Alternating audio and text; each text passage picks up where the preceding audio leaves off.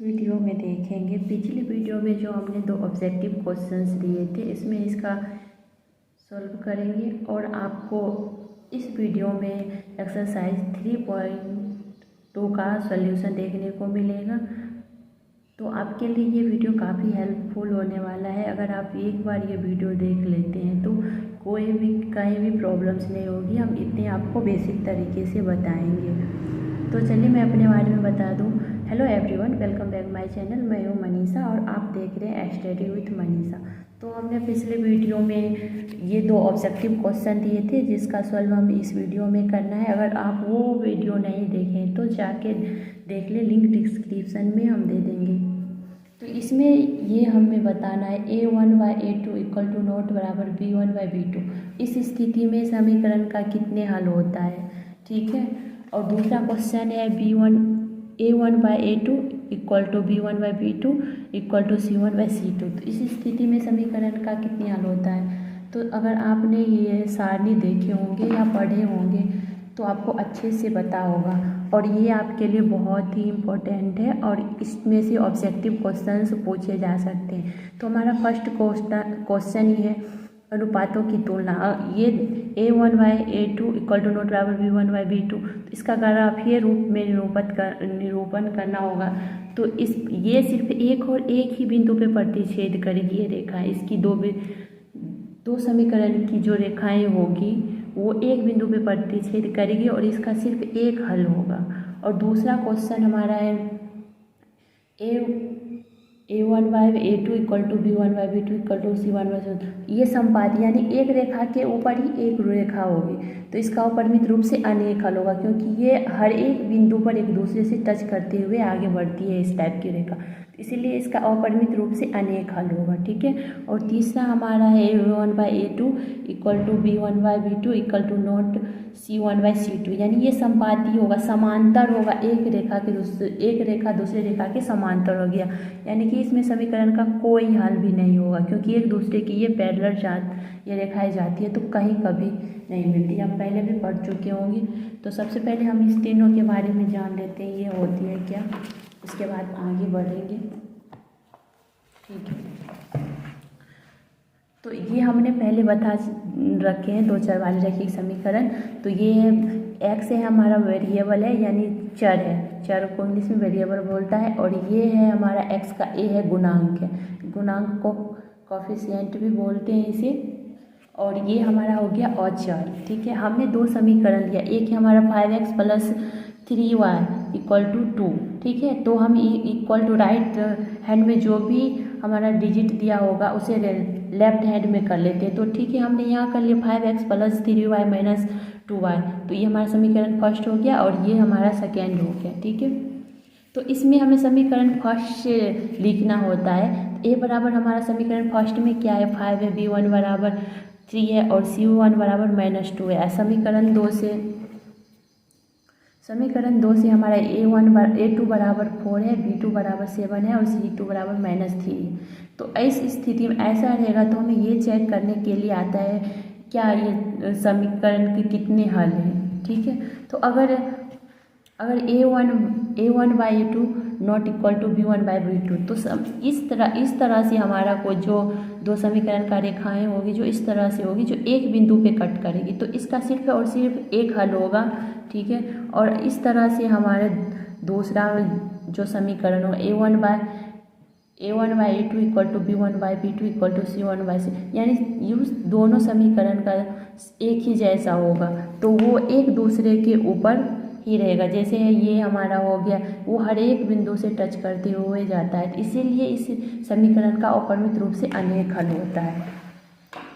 और तीसरा हमारा है समांतर रेखाएं, जो a1/a2 equal to b1/b2 not equal to c1/c2।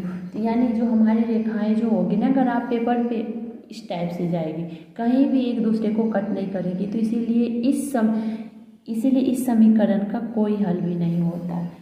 3.2 का फर्स्ट क्वेश्चन हमारा फर्स्ट क्वेश्चन है।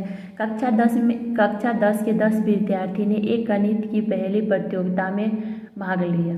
ठीक है। यदि लड़कियों की संख्या लड़कों की संख्या से 4 अधिक है तो प्रतियोगिता में भाग लेने वाले लड़कों और लड़कों की संख्या कितनी है। तो हमें ये बताना है कि लड़का और लड़की की संख्या कितनी है। तो पहले लड़का और लड़की की संख्या मान लेते हैं।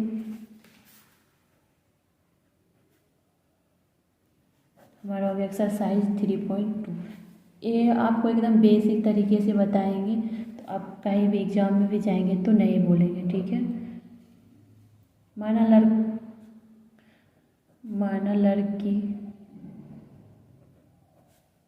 की संख्या, आप लड़का या लड़की किसी को भी मान सकते हैं, कोई दिक्कत नहीं है इसमें। एक्स और लड़कों की संख्या कितनी हो गई, वाई मानते, ठीक है। लड़कों एवं लड़कियों की संख्या कितनी है प्रश्नानुसार अब लिखना पड़ेगा।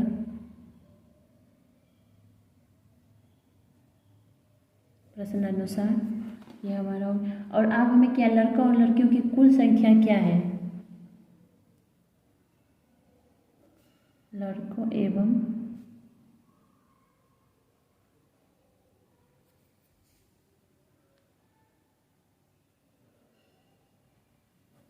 लड़कियों की कुल संख्या कितना इक्वल टू 10 है, ठीक है। लड़कों और लड़कियों की संख्या हमें 10 दिया हुआ है, तो हम क्या लिखेंगे, x + y इक्वल टू 10। ये हमारा समीकरण फर्स्ट हुआ। लड़कों से लड़की कितना है, 4 अधिक है, इसमें दिया हुआ है हमारे क्वेश्चन, लड़कियों की संख्या लड़कों की संख्या से 4 अधिक है।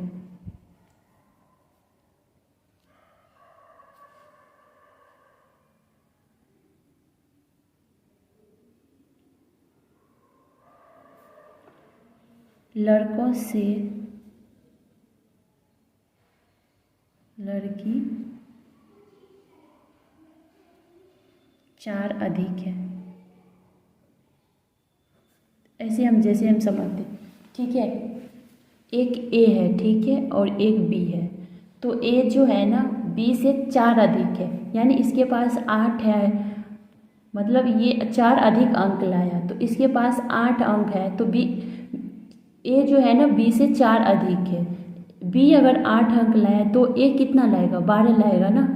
तो उसी में लड़कों से लड़कियां 4 अधिक है, तो इसे हम कैसे लिख सकते हैं, x - y, यानी 12 में से हम 8 घटा देंगे तो हमारे पास कितना, हमने ये माना, इस टाइप से हम सोच के चलना है, इसीलिए ये हमारा कितना हो जाएगा, x - y इक्वल टू 4 हो जाएगा। यानी लड़कों से लड़कियां की संख्या कितनी अधिक है, 4 अधिक है, यानी जो लड़कियां जो है लड़कों से 4 अधिक थे, x - y बराबर हमारा 4 हो जाएगा।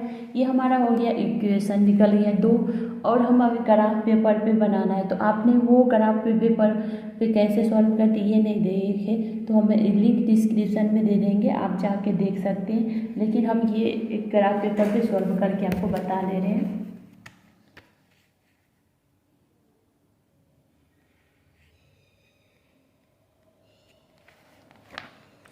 तो आप इजीली सॉल्व कर पाएंगे ग्राफ पेपर पे।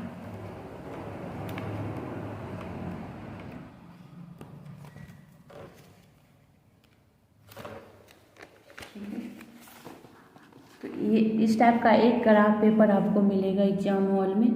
मैक्सिमम बार इस टाइप का एक क्वेश्चन पूछा ही जाता है, तो आप इसे क्या कैसे करेंगे सॉल्व ये देख लेते हैं।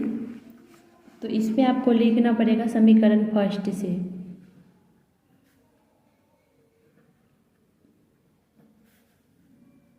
समीकरण फर्स्ट हमारा क्या है, x + y इक्वल टू 10 है। तो x बराबर क्या हो जाएगा, आप x या y दोनों में से किसी एक को कर दे, इस साइड राइट हैंड साइड कर सकते हैं, इक्वेशन की साइड x को भी कर सकते हैं, y को कर सकते हैं। हम उसे भी करते हैं जिसका जो हमें आसानी से निकल जाए, ठीक है। तो इसीलिए हमने x कर, इस स्थिति में आप दोनों में से किसी को कर सकते हैं। इसके लिए बॉक्स बनाएंगे, मैक्सिमम मिनिमम हम 2 अंक तक निकालते हैं, आप मैक्सिमम आपकी मर्जी 3 निकाल सकते हैं, ठीक है।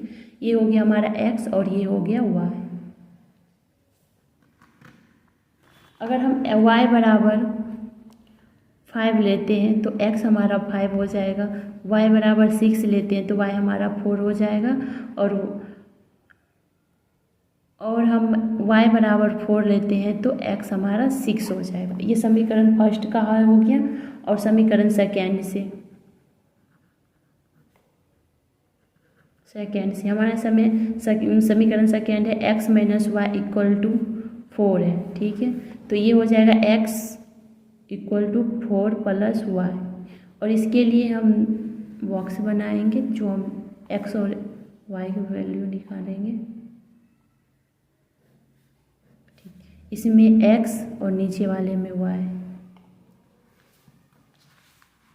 अगर हम समीकरण का मान 1 लेते हैं, y बराबर 1 लेते हैं तो x बराबर हमारा 5 हो जाएगा, ठीक है। और y बराबर हम 2 लेते हैं तो x बराबर हमारा कितना हो जाएगा, 6 हो जाएगा।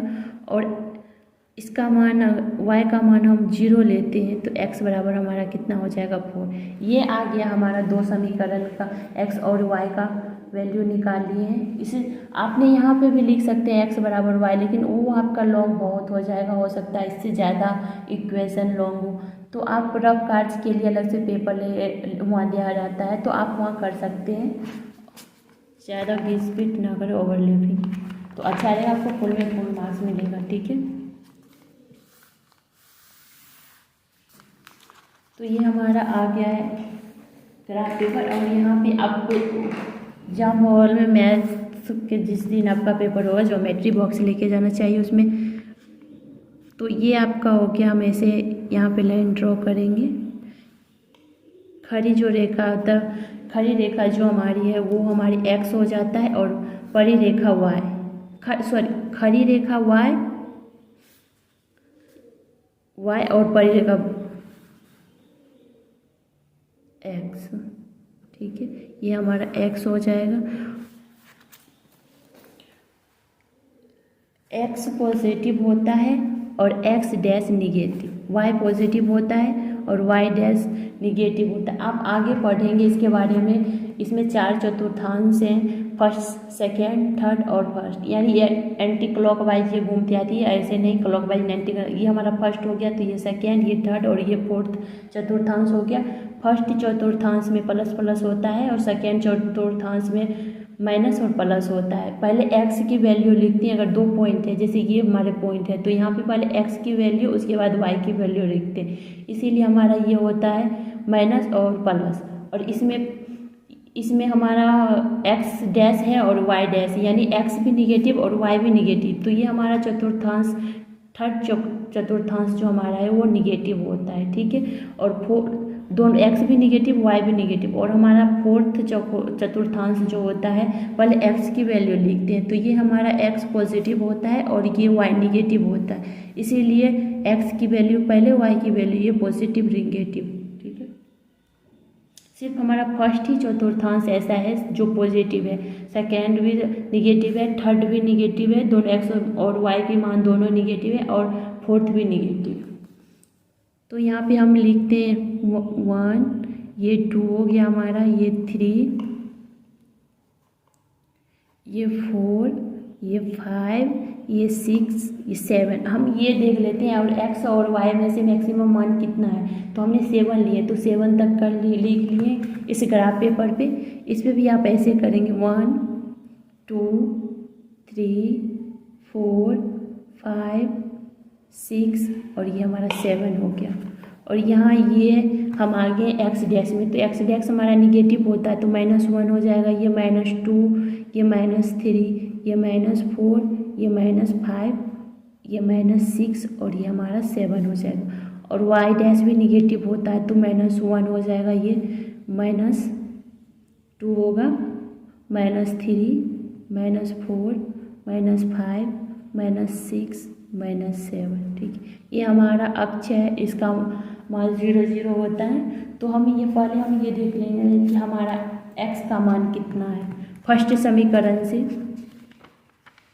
तो हमारा y भी 5 है, x भी 5 है, दोनों पॉजिटिव है, तो यानी हमारा फर्स्ट चतुर्थांश में होगा, ठीक है। तो हम x भी 5 लेंगे, यहाँ हो जाएगा y भी 5 लेंगे। ये हमारा एक पॉइंट आ गया है, y भी पॉजिटिव है और x भी पॉजिटिव तो है, तो हमारा फर्स्ट चतुर्थांश में होगा। तो ये हम देख लेते हैं और ये x 5 ले लेते हैं, y 5 ले लेते हैं, ठीक है। पहले x की वैल्यू, उसके बाद y 5 हो गया, और दूसरे हमारा कितना है 4 x 4 और y 6 है, तो ये भी पॉजिटिव है, तो हमारा फर्स्ट ही चतुर्थांश में होगा। तो ये हो जाएगा x 6 और y 4, तो ये हमारा यहाँ पे होगा। पहले x उसके बाद y लिखेंगे, और उसके बाद थर्ड है y है हमारा 6, ठीक है, और x कितना है 4 है, तो ये है पहले 4x, उसके बाद x की वैल्यू लिखते हैं, उसके बाद y, ये हमारा होगा। और ये तीनों पॉइंट को हम क्या करते हैं, ऐसे मिला देते हैं, ठीक है।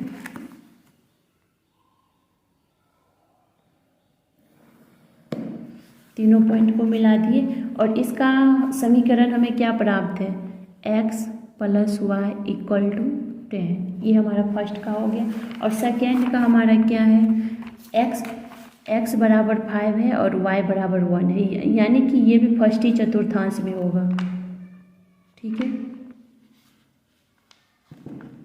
तो x बराबर 5, ठीक है, y बराबर 1, 5 और 1, तो ये हमारा फर्स्ट चतुर्थांश में होगा। सेकेंड भी पॉजिटिव है, y बराबर हमारा है 2, ठीक है, और x बराबर 6 है, तो यहाँ होगा 6 2, ये हो गया हमारा। और तीसरा नंबर है x बराबर 4 है, y बराबर 0, यानी कि हमारा ये x अक्ष पे जो होता है y 0 होता है, और y अक्ष पे हमारा x 0 होता है, तो ये हमारा 3 पॉइंट निकल गया, 4 और 0 होगा ये।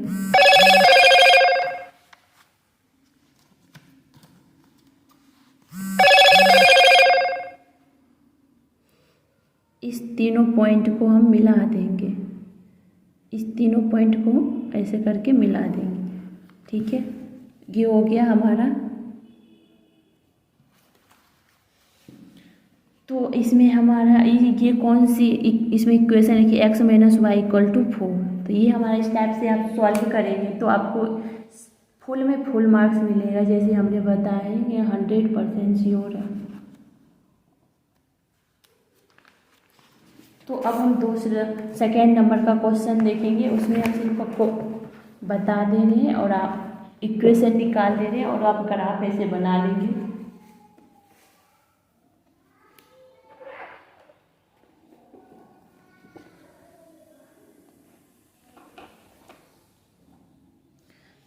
तो सेकेंड नंबर का हमारा क्वेश्चन है 5 पेंसिल और 7 कलमों का कुल मूल्य 50 रुपया है, ठीक है, जबकि 7 पेंसिल और 5 कलमों का कुल मूल्य 46 रुपया है। एक पेंसिल का मूल्य तथा एक कलम का मूल्य ज्ञात करना है।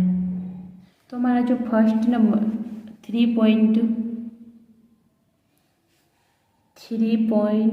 का जो हमारा फर्स्ट नंबर का क्वेश्चन है, हमने ग्राफी विधि से इजीली सॉल्व कर लिया। तो हम इसमें लड़कों और लड़कियों का संख्या पूछ रहा है, तो हमने यहाँ पे देखना है ये क्या है, यहाँ हमारे ये जो कटान पॉइंट है ये किस किस पे है। जो हमारा कटान पॉइंट दोनों समीकरण का जो कट बिंदु होगा वही हमारा इस प्रश्न का हल होगा। तो हमारा x कितना है 7 है, ठीक है, और y कितना है 3 है। तो लड़कों की संख्या हमने क्या माने, x माने है ना, तो लड़का कितना होगा, लड़कों की संख्या को हमने y माना है, तो लड़का हमारा कितना होगा 3 होगा। तो इसमें लिख सकते हैं आप लड़कों की संख्या = लड़कों की संख्या बराबर 3 और लड़कियों की संख्या कितना दिया हुआ है हमारा 7, यही हमारा आंसर हो जाएगा। ये जो कट बिंदु है ना दोनों समीकरण का, दोनों रेखाएं का जो कट बिंदु होता है ना वही उस समीकरण का हल होता है। तो हमारा हमने लड़कियों की संख्या को x माने थे और लड़कों की संख्या को y माने थे, तो x हमारा ये 7 हो गया और y हो गया हमारा 3। तो लड़कियों की संख्या 7 और लड़कों की संख्या 3 हो गया, यही हमारा इसका आंसर हो गया। अब सेकेंड नंबर क्वेश्चन देखेंगे। सेकेंड नंबर क्वेश्चन तो हमने पढ़ ही दिए थे, अब इसका सॉल्यूशन सॉल्व करेंगे इसे। माना एक पेंसिल का मूल्य कितना है, सेकेंड नंबर क्वेश्चन हो गया हमारा ये, ठीक है। एक्सरसाइज कितना है 3.2। तो माना एक पेंसिल का मूल्य कितना है, माना एक पेंसिल का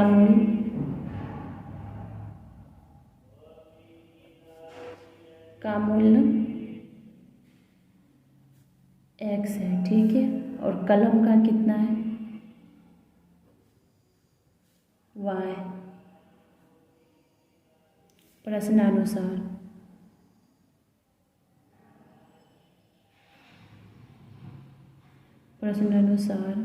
कितना होगा, जो हमारा फर्स्ट क्वेश्चन है इसमें ये दिया हुआ है,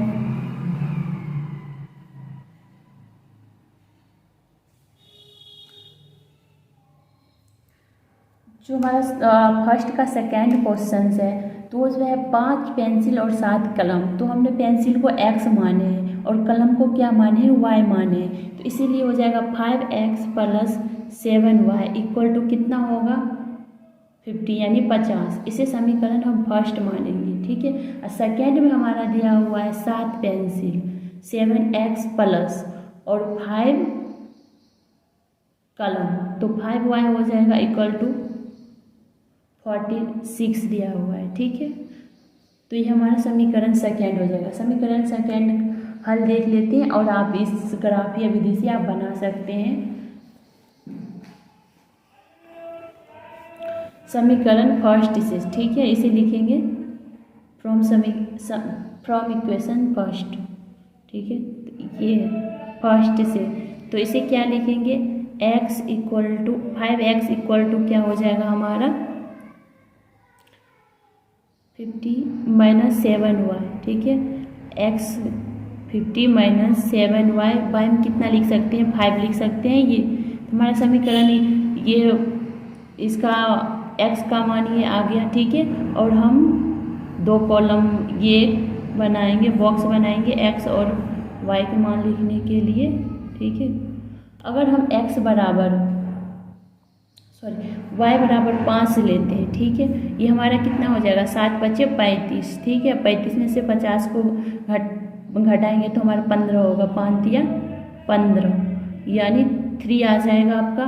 और ये 0 लेते हैं, ठीक है, x y बराबर 0 लेते हैं तो ये कट गया, ये 10 आ जाएगा। और y बराबर हम 10 लेते हैं तो ये हमारा हो गया कितना, ये -70 हो जाएगा, 20 हो जाएगा और ये -4 आंसर हो जाएगा हमारा, ठीक है। इसी तरह से हम समीकरण सेकेंड को भी देख लेते हैं।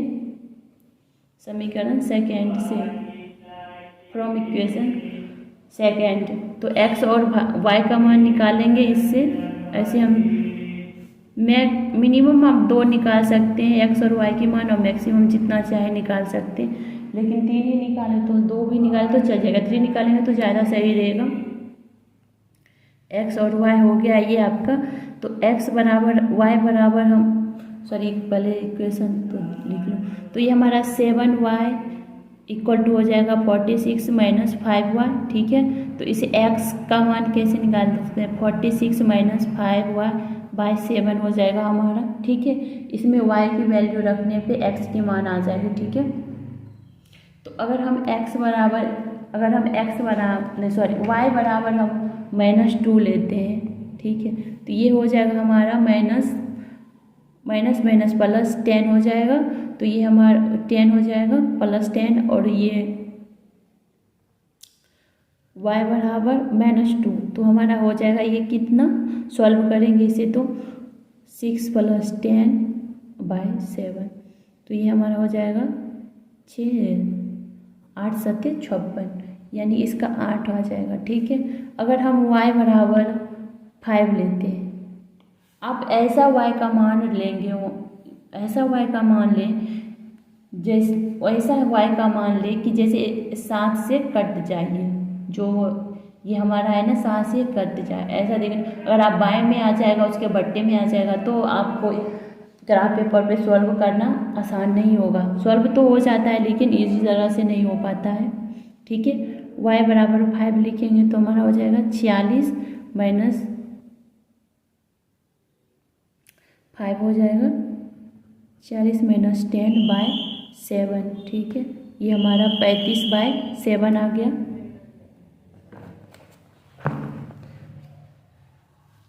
35/7 आ गया, तो ये हमारा कट जाएगा, ये होगा 5, ठीक है।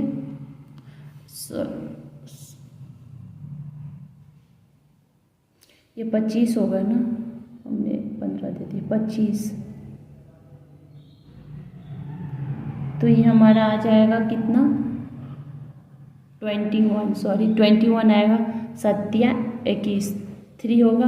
आप 12 लेंगे तो इसका मान -2 आ जाएगा। अभी करके देख, हमने x और y समीकरण फर्स्ट और सेकेंड निकाल लिए। आप इक्वेशन बना लेंगे जैसे हमने बनाए हैं उस पर क्राफ्ट पेपर पे, तो इसे आप बना लेंगे। अब हम क्वेश्चन को सॉल्व करेंगे।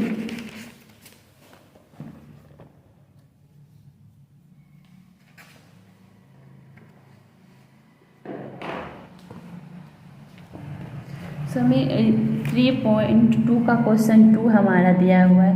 अनुपात A/A2 B/B2 C/2 की तुलना कीजिए कि समीकरण का युग्म और द्वितीय, मतलब युग्म द्वारा निरूपित रेखाएं एक बिंदु पर प्रतिच्छेद करती है, समांतर है या समपाती है। इसे हमें ये देखना है कि जो हमारा इक्वेशन दिया हुआ है वो प्रतिच्छेद करती है रेखाएं, या समांतर है या समपाती है, ठीक है।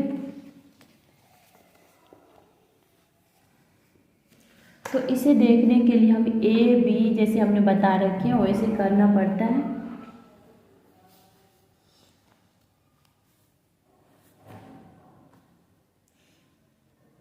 सॉरी, 2 का फर्स्ट है, ये हमारा फर्स्ट हमारा इक्वेशन दिया हुआ है 5x माइनस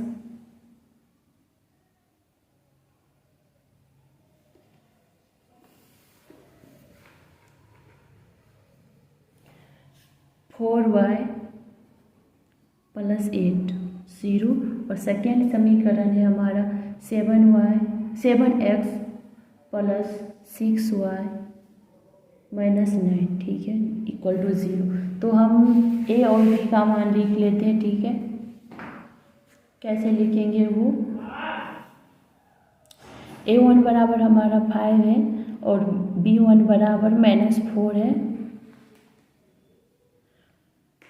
और c बराबर हमारा 8 है, a2 बराबर हमारा 7 है, और b2 बराबर 6 है, और c2 बराबर -9 है।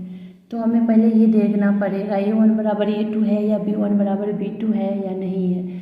तो हमारा a1/a2 = b1/b2 = c1/c2।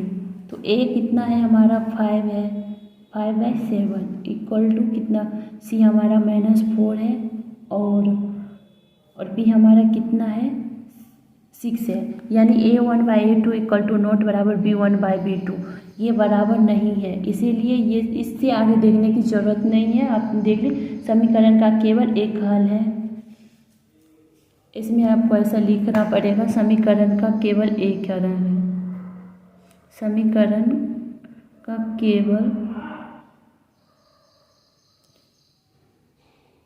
एक हल है,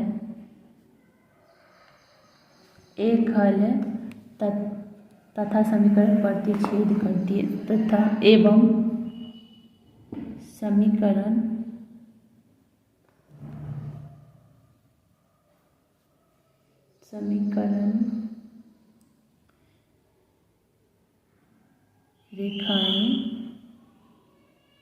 समीकरण की रेखाएं एक बिंदु पर प्रतिच्छेद करती है।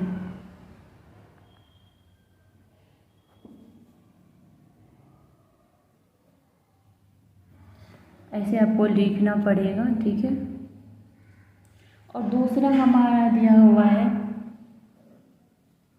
दूसरा 9x plus 3y plus 12 equal to 0 और 18x प्लस 3y प्लस 4 यानी 0। इसे देखने पे ही लग रहा है कि ये रेखा जो होगा समीकरण संगत है, क्योंकि रेखा, इसका मतलब ये देखने से ही लग रहा है कि समीकरण समपाती है इसका, क्योंकि ये 9 दूनी 18, 3 दूना 6, 12 दूना 24 दिया हुआ है।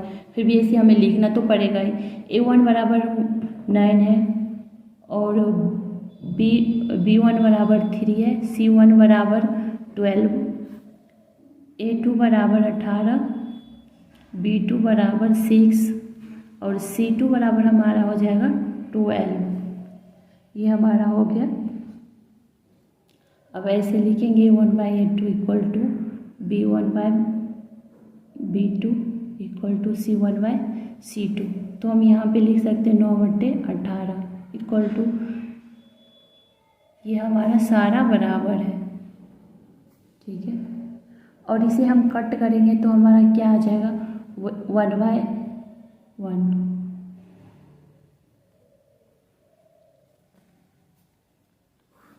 तो हमारा क्या है, ये A1/A2 बराबर B1/B2 बराबर C1/C2।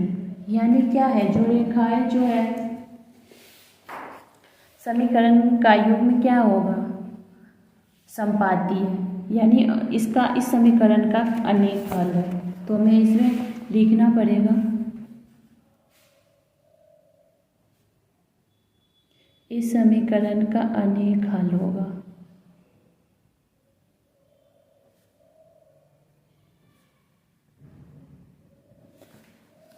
अनेक हल होगा क्योंकि रेखाएं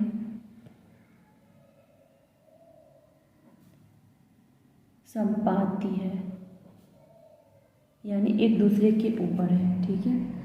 और थर्ड हमारा जो क्वेश्चन है वो देखते हैं। 6x minus 3y plus 10 equal to 0 और 2x minus y plus 9 equal to 0।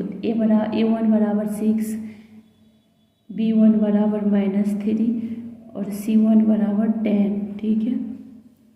और A2 बराबर हमारा है 2, B2 बराबर है -1 और C2 बराबर हमारा 9 हो गया, ठीक है।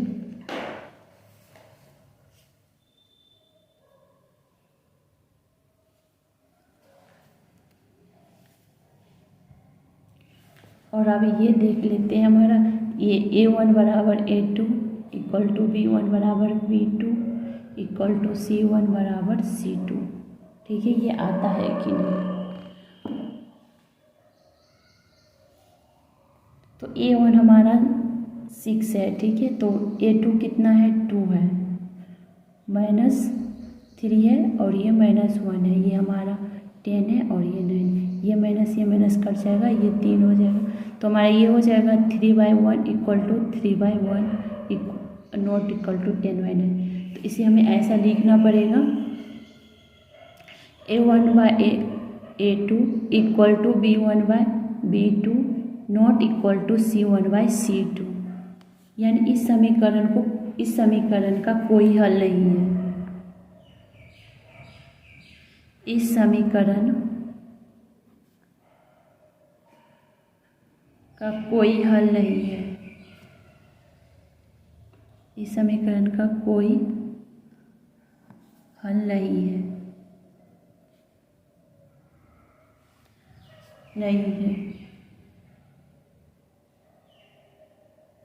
क्योंकि समीकरण की रेखा समांतर है, ठीक है। ये हमने सारा देख लिया कि क्या कब रहने पे क्या होता है। अगर ये वीडियो आपके लिए थोड़ा भी हेल्पफुल रहे तो हमारे वीडियो को लाइक कीजिए, शेयर कीजिए और हमसे जुड़े रहने के आज के दो ऑब्जेक्टिव क्वेश्चन देखेंगे। पहला ऑब्जेक्टिव क्वेश्चन हमारा है, किसी समीकरण का अपरिमित रूप से अनेक हल होता है। कब होता है अनेक हल? तो ये बताना है आपको किस रैखिक समीकरण का युग्म असंगत होता है।